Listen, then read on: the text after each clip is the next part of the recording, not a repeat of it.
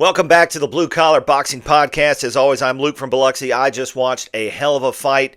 Naoya Inoue successfully defends his undisputed Super Bantamweight World Championship against fellow countryman Junto Nakatani in the Tokyo Dome over in Tokyo. Sold out crowd, 55,000 strong. I watched it on Dazn.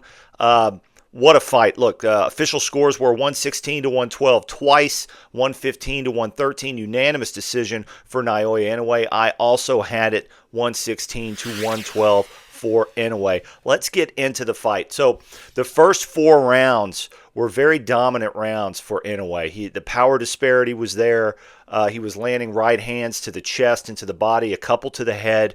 Nakatani seemed a little bit hesitant to engage. I think in the after action of this fight, when he goes back and he watches it, he is going to be disappointed that he did not get on his right jab from the southpaw stance much earlier in the fight, because starting in round 5, he had significant success with that punch, and that would lead to him being able to set up other things. So the first 4 rounds I had very clear for Inoue. Easy rounds to score, no swing rounds. The 5th round, I did give to Inoue. I saw a lot of you on social media gave it to Nakatani. No problem with that. I do think in the 5th round, you could see that Nakatani was just a little bit tired. I don't think he was exhausted or spent or, in any way out of the fight, but the crispness of his legs and his lunges to get into the inside and his punches was just a little bit different. The way that he was holding his hands up was just a little bit less fresh than it had been in the first 4 rounds.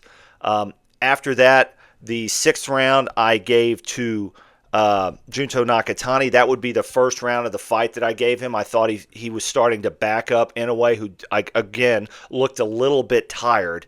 He was landing some good left hands to the head and the body, and that right jab was finally at home. The 7th was a very close round, and I even, when I tweeted my score about it, said this is a swing round. I gave it to Naoya Inoue. A lot of you thought Nakatani edged it. The British commentators thought, the ones that I was watching on Dazn, thought that Nakatani edged it as well. But I literally asterisked that round on my scorecard, swing round. This could go either way. After that, I thought Nakatani kind of started to take over. I had him winning rounds 8, 9, and 10 pretty clearly. He was backing up Inoue.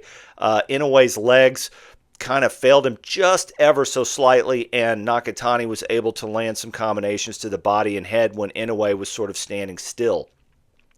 The big factor that I think changed the fight, I'm not sure that Nakatani would have won it in spite of this, but it was the cut in round 10. Now, it was an accidental headbutt. There was nothing egregious, nothing dirty. This happens between fighters in conventional stances, and it certainly happens when you have a southpaw fighting someone in a conventional stance.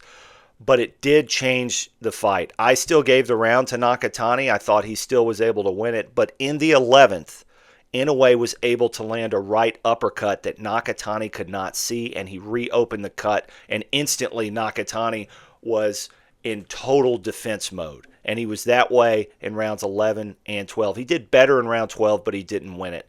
And the reason that I gave the fight to Inoue was because of his rally to win the championship rounds 11 and 12. Now, had the cut not happened, could have Nakatani maybe edged 11 and 12 because he wasn't hurt and he could see? Potentially. There's something there. And if he wins those 2 rounds and you convert the 2 swing rounds, there's a lot of ifs here, right? I understand that.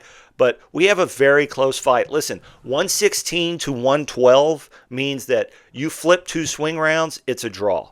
If someone had this fight a draw, I can't say they're crazy. I can disagree objectively, but I can't say, well, you don't know shit about boxing, you're biased, you're corrupt. I can't say those things, right? One judge had it 115 to 113, which means he flipped one of the swing rounds, potentially. So, great fight from these 2 Japanese warriors. Listen, this is what we love boxing for. 2 countrymen getting it on in their home country in the Tokyo Dome, in their prime, undefeated, and going for it. The first half of the fight wasn't that exciting. But once we get into round 5, all the way to the end of the fight, I was feeling some Barrera Morales 1 vibes. It's not that good of a fight, but I was feeling it, man. They were going at it. They were not playing patty cake in there. They were fighting. Nakatani went out on his shield, has nothing at all to be ashamed. And I would love to see this again. I think Nakatani has the potential to make some adjustments. Of course, so could Inoue. These are the fights that we live for. These are the ones that, in 15 years, I'm going to tell my kids, oh, you want to get into boxing? Go check out Inoue Nakatani, especially the second half of the fight. Check out the pomp and circumstance, the display of Japanese culture, the pride of the Japanese people in their 2 champions when they entered the ring. It was incredible to watch. I wish we had that in the United States. We do with our Mexican American and Latin American populations, but really, aside from that, we just don't really have it. They have it in the UK, and of course, they have it in Japan. I was glad and proud to watch it. I know a couple of people who got to go, and I am freaking jealous, man. What a night to be there. Pretty decent undercard, too. Let me know what you think in the comments. I would love to know what you scored the fight.